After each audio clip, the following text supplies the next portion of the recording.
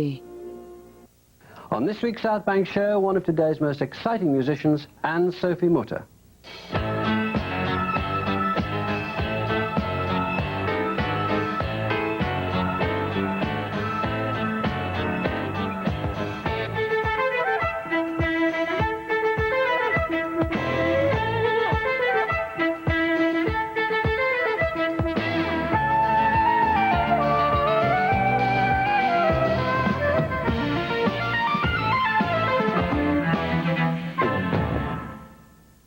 Hello, Sophie Mutter was born in 1963 in Rheinfelden in southern Germany. Although there was no music in her immediate family, she began playing the violin at the age of 5, and in 1970, aged 7, she won a nationwide young musician competition with the highest distinction ever given. This child prodigy has now developed into one of the most exciting of today's violinists. Last year, she was invited by the London Symphony Orchestra to perform at the Barbican Centre in a festival celebrating her virtuosity and versatility. We filmed her during this series of concerts and spoke to her at her home in Kitzbühel in Austria.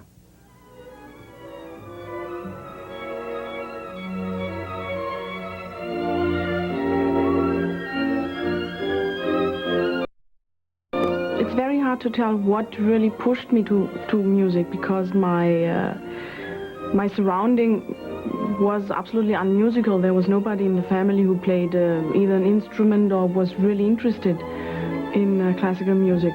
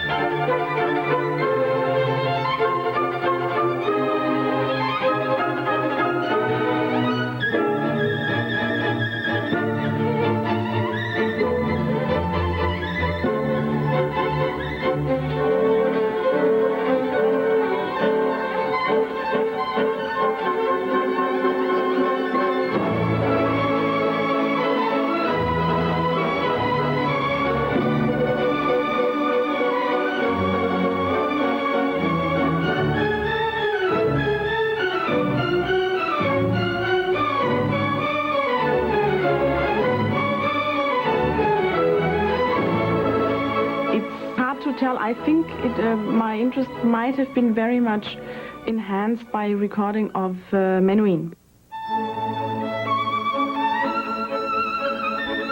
Because my eldest brother, he also started playing violin, and he recalls, he's 4 years older than I am, he recalls that he listened to a recording of Menuhin playing A major Mozart concerto, and that was the trigger for him to start playing violin. It might also have been my impulse, but I was too small, I can't remember that exactly. But the first concert I was at was in Basel, given by David Oistrakh, and he did Brahms sonatas, and that's something I will never forget. I was just 6 and had started playing violin myself, and his presence on stage, this enormous personality, and the hypnotic force he had, also as a human being, that's something which always remains in my brain. I did one competition just about 5 months after I started playing violin, which I won with first prize in some special whatever. And then, of course, people were interested looking at a small child playing violin. But thank God I was not pushed doing any concerts. I did about 2 or 3 little concerts for uncles or whoever was there to suffer. And then at age 10, I repeated the same competition with the same result. And during this period, my first teacher died. And I was about 9 months without a teacher. That was the moment of really kind of adult decision. Because during this period, I very strongly, for a second time, decided that I wanted to be a violinist.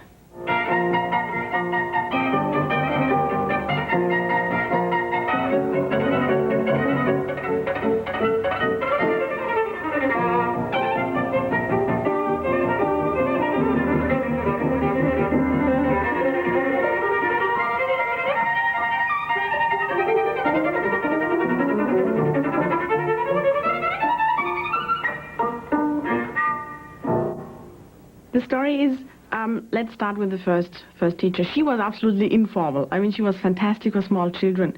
I was there with her nearly every morning of the week for five days a week. And she had a lot of dogs and turtles and, you know, animals, whatever was there. I mean, it was incredible. And so I had second breakfast with her, and eventually we started to do some scales or some Sevchik, whatever. She gave me a fantastic basic technique.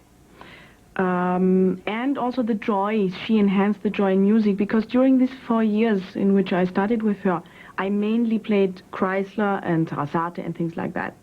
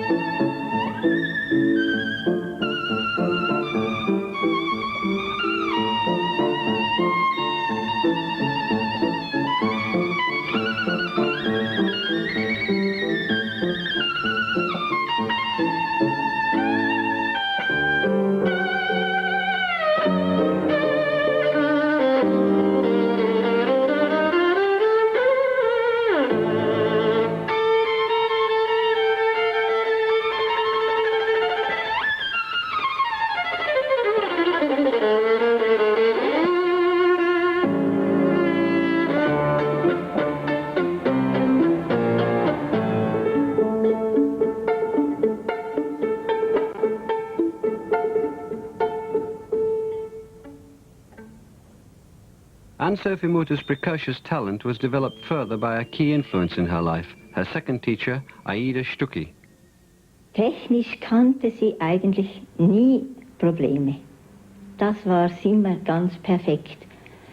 Sie hat auch eine unwahrscheinliche Auffassungsgabe und Konzentrationsfähigkeit, so dass sie eben in kürzester Zeit alles realisieren konnte.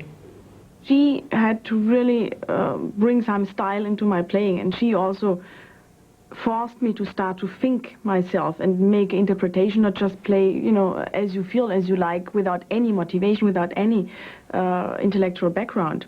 But I have been with her about 8 or 10 years, so it's really hard to, you know, to tell you within some minutes what I have learned from her. But basically it was the enormous enrichment of my sound colors, and of course the self-thinking. In 1976, at the age of 13, Sophie Mutter was invited to Berlin to play for the great German conductor Herbert von Karajan, who later described her as the greatest young musical talent since Menuhin. The collaboration was to last for many years.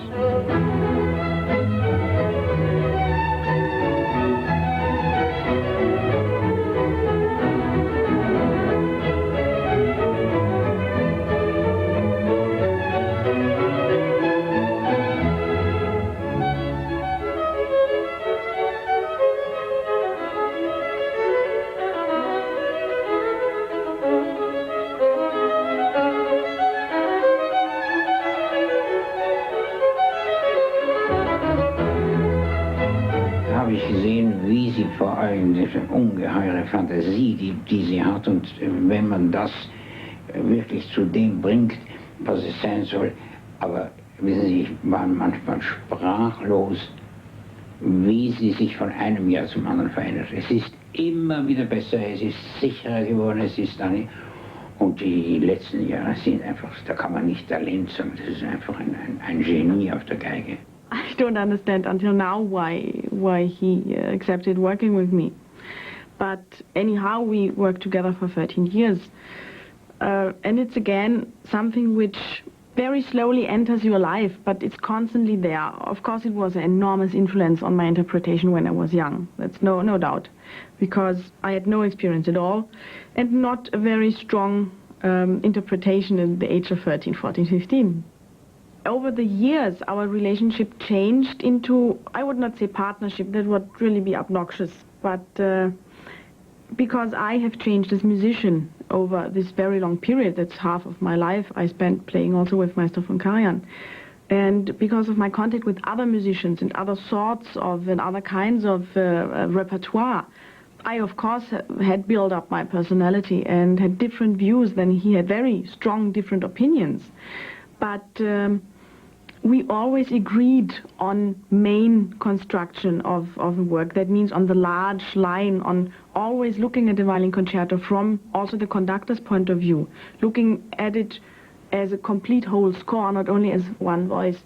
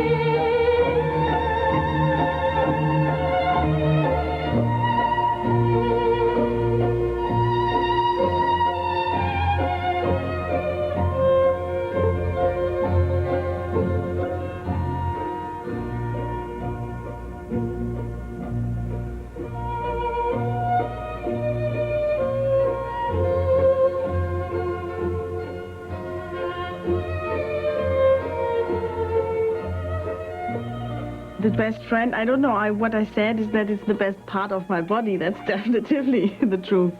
And it's the extinction, as for every musician, the instrument is the extinction of my soul and my heart. This one is from 1710. That's the middle of the golden period, so the best time of Stradivari's life.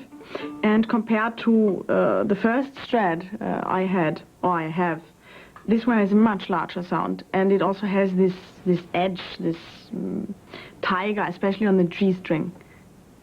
Probably playing on a Stradivarius, on any old violin with an enormous character, which they all have, their own personality, is like trying to drive a Lamborghini. You have to be a very good driver to use that car. You need some time to get the key to the character of the violin, because every reaction time is very different.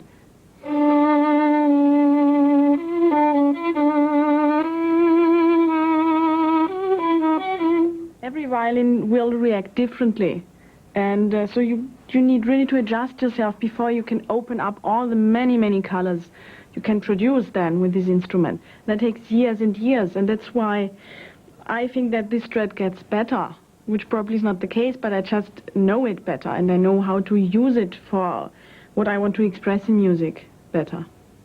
It was in private collection for about 40 years, but it was never played by real famous artists. And that's probably lucky, because he still is very healthy and he's not overworked. I will do that now in the next 20, 30 years.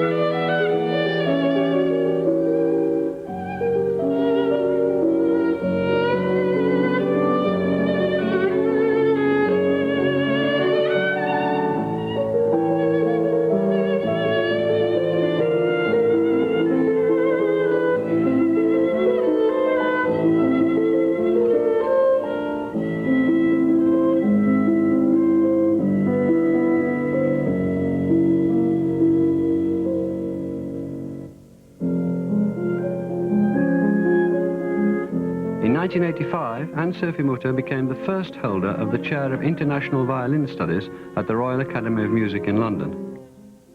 I decided to go to England because I felt that maybe England would be the place in Europe where they needed a violinist the most. Germany, they have a lot of good teachers and other places. But England, I felt that the violin class really needed, some fresh blood. She admitted herself she'd never taught, and I spoke to her about this, as having had experience of international artists who have tried to teach. I said to her, of course, the basic problem with you, Anna Sophie, must be that you're such a natural talent that you probably never faced some of the problems that our students face, and you may not know the way around them. You cannot produce, because of good teachers, more great violinists. That's something which just is good luck. Because a part of playing and having been taught the right way, there are many, many other points which have to come together. Character and memory and God knows what nerve strength and just the addiction to music and the very strong will to always give your best, even if you're half dead the day of the concert. Nobody cares the moment you go on stage. You really have to give whatever you have. And, that's a very strange combination in a musician's personality. So that's at least the other half, a part of playing the instrument, is personality and circumstances which have to just fall into place in the right moment, and you have to make the best out of it. She's utterly ruthless and demanding. She makes no concessions. When she first came, I wanted her to hear the whole range of performers, from the best we've got to the least successful. Now, the least successful, of course, are very good indeed, but I wanted her to get the feel of the problem. And I think initially she was somewhat shocked that we only had, what she said, something like 5 people of world-class solo potential. I was delighted to think that we'd got 5. I thought it was remarkable that we got 5. I thought if we had 1 in a generation, we're doing pretty well.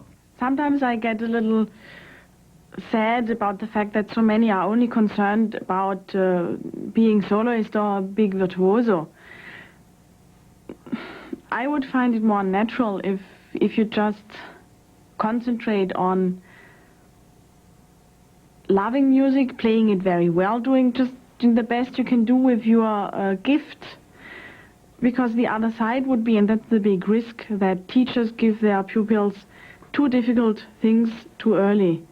And sometimes you also can spoil a musician by that, because stopping that habit and, going back to the basics in a certain age like 18, where many things have been missing earlier on, that is very difficult for a musician.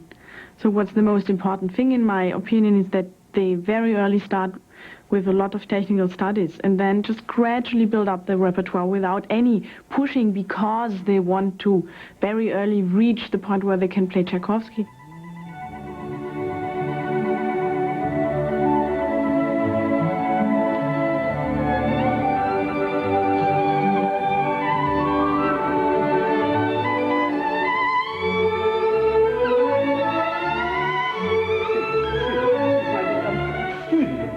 Particular, but that is not finished. And I'm not conducting fortism. You can't blame me. I'm very tidy here. And she's very tidy, and we play mezzo forte, and that's all that's the matter. You can even in pianissimo answer. It's too much. It's a little too... And excuse me, when I say don't play so loud, you don't react fast enough. Come on. Otherwise we'd have to say something, and saying something is so tedious. Let's do it.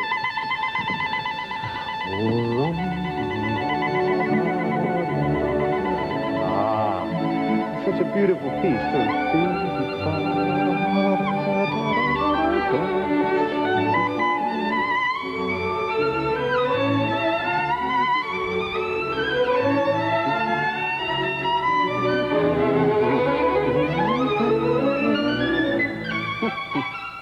Whatever she does, even if it is a little bit over the top, is done with impeccable taste. The things that she did in the Tchaikovsky. Somebody else may play quite differently, but she does it with impeccable taste because she can actually do it, if you follow what I mean. She's not, she's driving herself to the edge, but she can still got control of the instrument.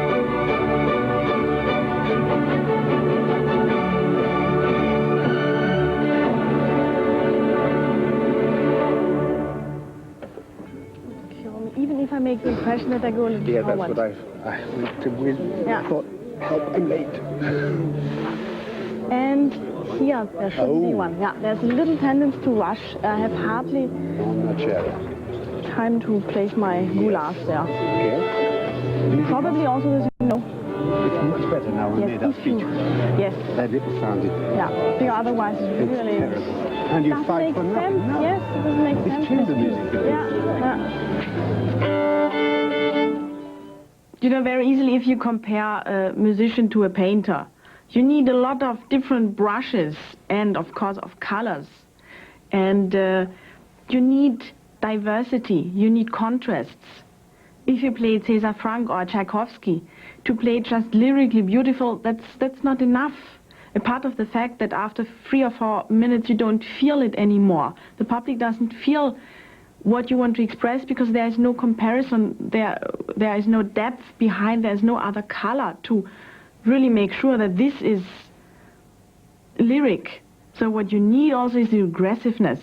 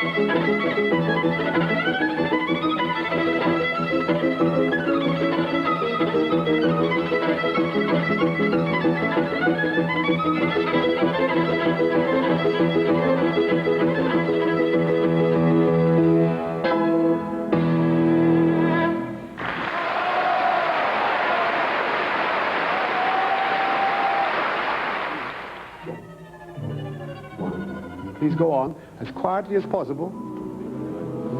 The horn solo.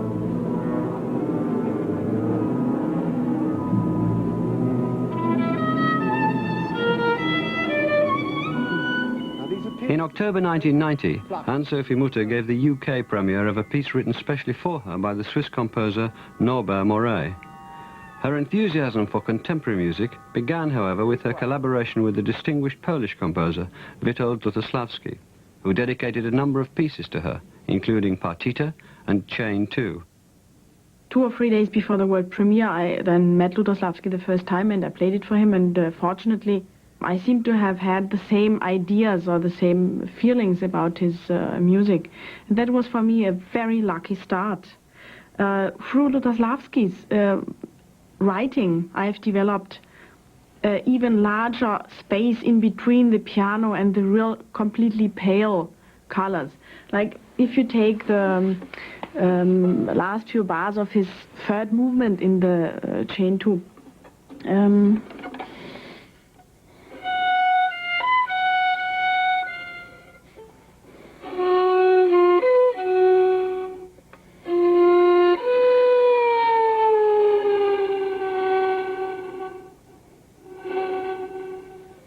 things like that, where he writes senza vibrato, but that was for me clear. But that's something which also for Mozart playing gives you just this kind of softness, this different kind of softness you need. And that's something which I could not get from within myself. I needed Lutoslawski's inspiration for it. And that was the beginning for my passion in contemporary music. And I then started to play Lutoslawski's work over and over again, and he orchestrated the partita for me. And then Norbert Moray appeared in my life. Alors, c'est C'est difficile de jouer comme ça. Oui. Mais tu le fais très bien. Si, en tout cas, pour moi, qui suis le compositeur, j'étais très content. Tu sais, je crois que c'est un rêve pour le compositeur d'avoir un interprète qui comprend si bien. C'est quelque chose. With your interpretation, if you do a premiering, with your interpretation, you really set the standard, you set the mark, how it has to be played because of your contact with the composer, because you are the first one to play it. That's psychologically something which is very enriching. Victor Hugo disait que l'important, c'était pas de lire les mots, c'était de trouver ce qui était caché sous les mots. C'est la même chose. Anne-Sophie a ce secret de pouvoir trouver ce qui est caché sous les notes.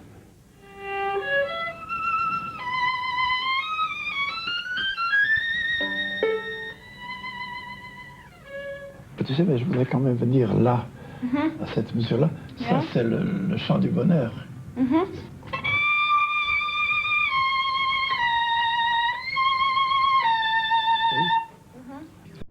Tu es seulement accompagné par le vibraphone qui joue pianissimo et les harmoniques des contrebasses qui jouent aussi pianissimo. Et c'est le point le plus intensif du mouvement. Et tout dépend de toi. C'est important. Et c'est dans l'extrême aigu. Et c'est pas difficile, c'est pas facile de jouer des doubles notes comme ça. Parce que là, ça siffle tout de suite. Tu as fait des choses très difficiles. Oui, je sais. Mon Dieu. If there are something is just written impossible to play, then like Joachim did it with Brahms. So you can. That's what I also did with Moray. There's a part of the last movement where he writes like a commune cornemuse, which is this thing, this instrument mostly played on the street, and like that. And there's a passage in the last movement of Moray which should sound like that. And he wrote 3 strings, which would be. That is nearly impossible to play, especially if the speed is slow. Then it's very hard to keep all 3 strings together. So what I did now is giving one empty string to the first violin. And these are little composition, I would not say errors, but just things you have to change, and that's part of being in contact with the composer.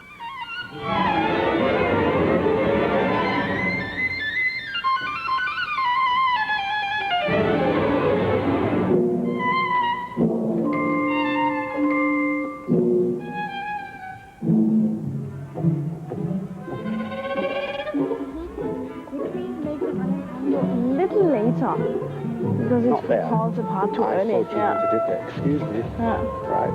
Usually in the middle. Right. And I must write something else here.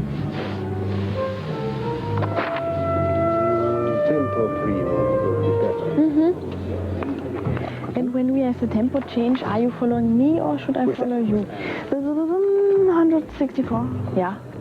Do you hear where I am? Absolutely. Yeah? Okay. Yes, exactly. Just want to make sure. I'll with you then. Yeah, good. Please maybe do 162.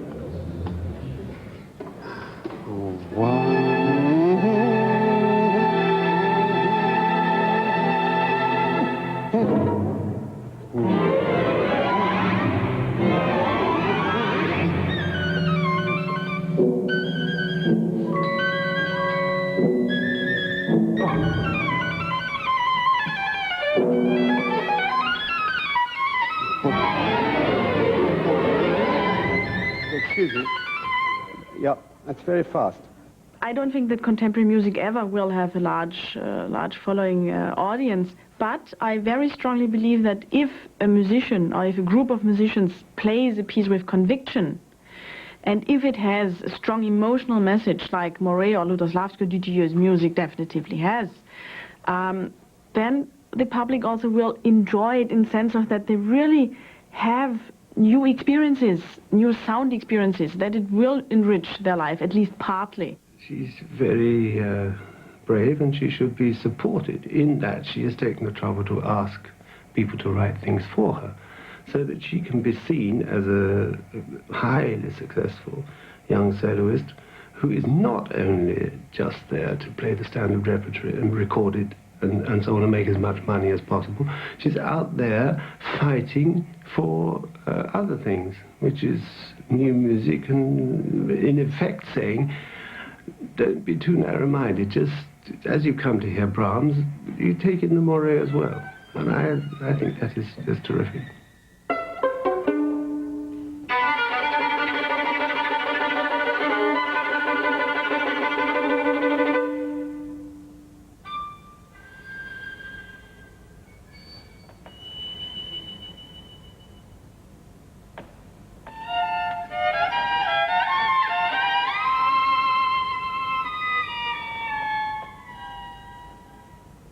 Some composers tend to make pieces which are very effectively sounding, very brilliantly sounding, but they get boring after 4 or 5 minutes because there's one climax after the other. You just get exhausted.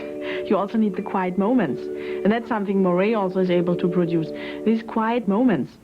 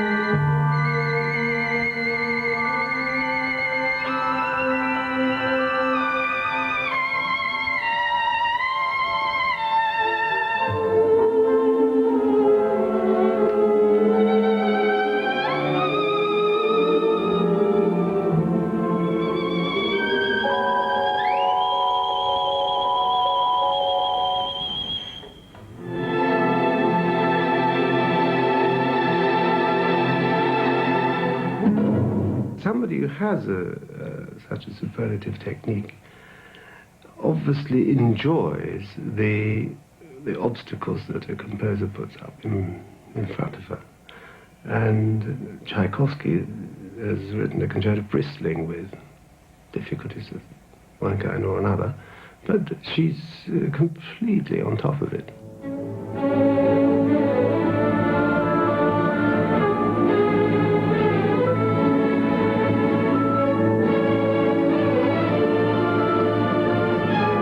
Tchaikovsky, there are 2 elements. I would see two elements in there. The one which is the pure physical joy to play it. It's fantastically violinistically written. If you compare to, just technically spoken, to a Beethoven violin concerto, which is against the violin written. It's really written by a pianist. There's so many arpeggios, so many jumps, which are just against violinist's nature. Tchaikovsky is written, it just fits like a glove. It's incredible.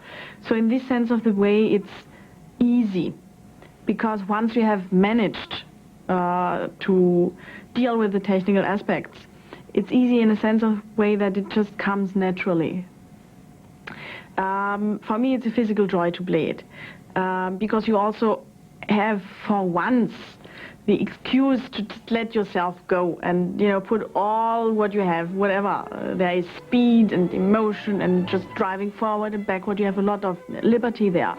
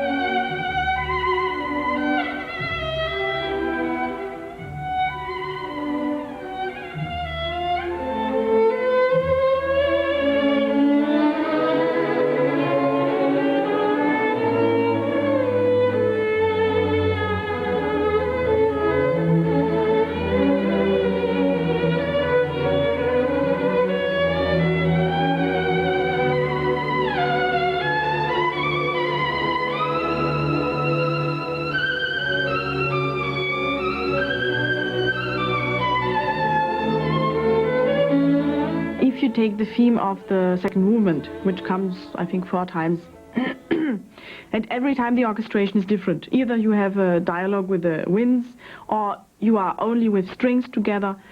You have to make something out of it. Otherwise, it could, because it's so simple, it could get boring. It could get, I would not say second-rate music, but you have to make something out of it. And that gives you the freedom to use all the different vibrato tools you have. And that's what I do with the second movement.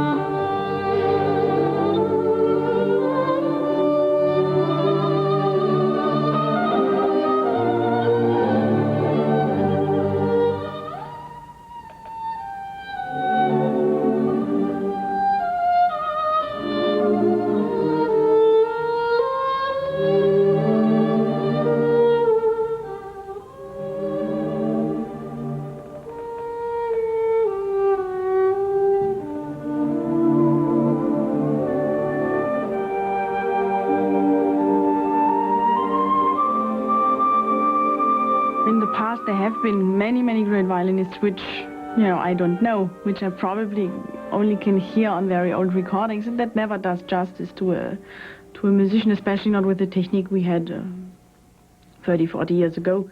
Fritz Kreisler, on one hand. On the other hand, if you listen to his interpretation of his cadenza of the Beethoven Violin Concerto, you get a shock.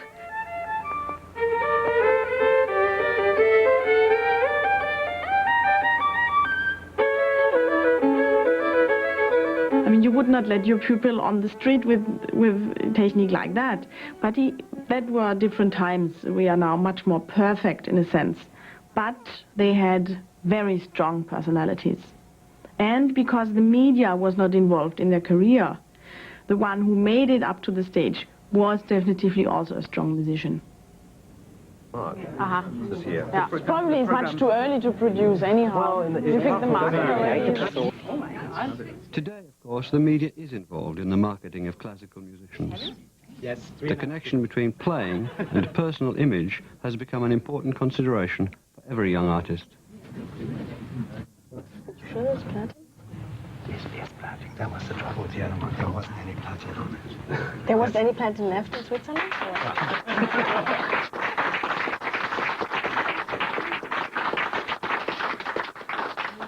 One of these extremely natural photos. Everybody's sounding like soldiers. This profession is not, shouldn't be connected with the word career, I think, because it's not a profession, it's just an essential need for somebody who has music as passion in his life. Nowadays, classical music is marketed. It has not been 40 years ago. 40 years ago, it was probably for pure enjoyment of only music lovers. Today, there are many different aspects in the world of music. There are social aspects. You go somewhere because you want to be seen, because the ticket is expensive, things like that, like Salzburg. On the other hand, Salzburg, at least what it was in the past, was a place where you really could get the best soloists, the best orchestras, and the best possible surrounding for optimal music making. But it, of course, always has two sides. You have people who love music, but you also have the ones who pay enormous amount of money, which you need to get such a festival, that come out of other reasons. I don't see any danger in that, but I see a danger in the fact that today, at least in a short-term range, it is possible to market an artist.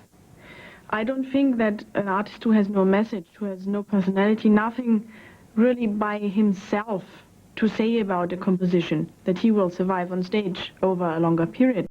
But it's sometimes sad to see that classical music is now used too much in the media just to make money. I'm very much for popularization of classical music, but there is a limit, and especially in the violinistic repertoire, there is just one or two pieces which are meant for a large audience, like Four Seasons Vivaldi, like most of the Baroque music. But other things like a Beethoven violin concerto, which takes up to 47 minutes, that is a piece where you need music lovers, people who understand the work, who take the time to sit down and listen to it. It's not a quick fix. It's not an aria of 5 minutes or a song of 3 minutes. It's something which requires a different kind of education also, different kind of public that you will not achieve by marketing methods they use today. We can pick up on the fact that she is, in a way, a deluxe artist with who is the same age as a lot of people who are buying these crossover type of albums. She looks, she dresses well, and I think she has a very good chance, again, well marketed, in terms of coming across to those people without standing aloof. By now, I can decide myself what I want to do. I mean, I'm not in a situation where I just desperately want to, get concerts or whatever and start my life. It's already there, and what happens today with marketing doesn't concern my personal life, because I'm strong enough to say no.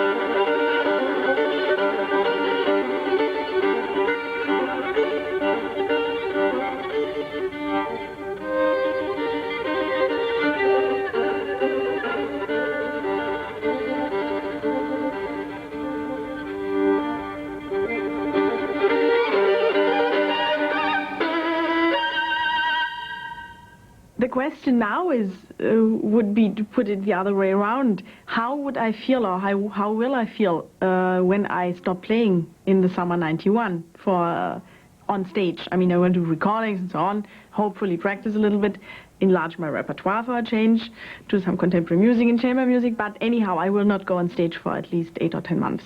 So that will be very interesting, just to watch what other sides of my brain I can activate during this period. And I'm very much planning to, go more to galleries, to just have the luxury to drive or fly somewhere to see new exhibition, which you don't have. This time you just cannot spare with a crazy schedule. And I saw a risk in that, and that's the reason why I planned this sabbatical year already 5 years ago.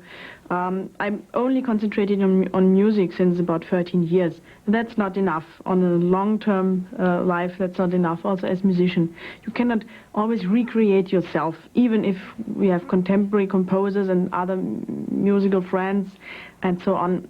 You need to develop yourself also as a human being, because that will reflect in music. Otherwise you get an artificial flower.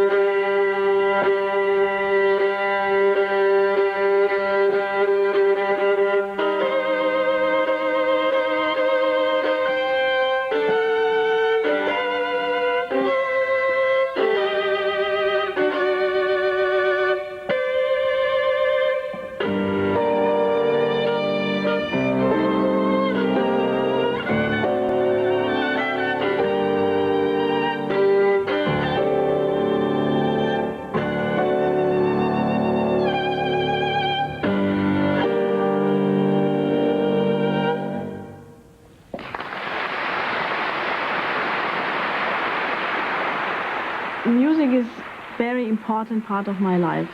And it's probably the language where I can express myself or whatever I have to express the best. English is definitely not the language in which I express myself the best. But what I have learned over the last few years is that music will not be the most important thing in my life anymore. I would never sacrifice my private life for music, because making one human being happy is more important than music. But anyhow, music will always be very, very important and necessary for me to live the contact with great art. That's the most beautiful profession you can have.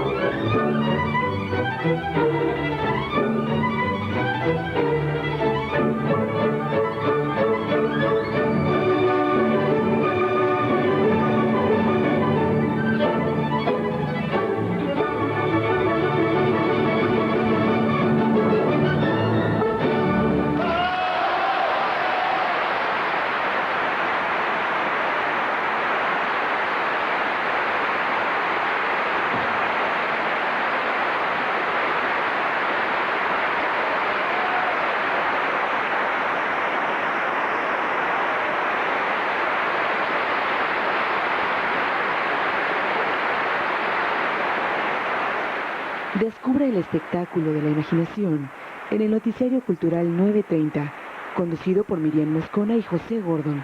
Al finalizar, en el ciclo dedicado al cineasta español Carlos Saura, la película Mamá cumple 100 años.